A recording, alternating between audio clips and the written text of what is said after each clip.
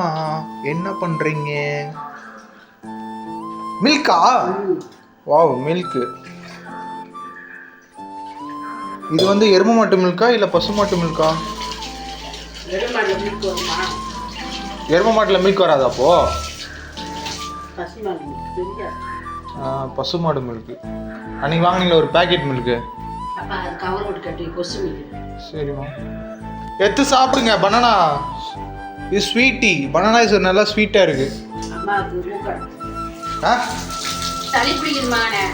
சரி சரி. ஒரு பனானா சாப்பிட்டா உனக்கு சளி பிடிக்குமா? என்ன நீ அந்த காலத்து பட்டிக்காடுமே பேசணுங்கிறீங்க?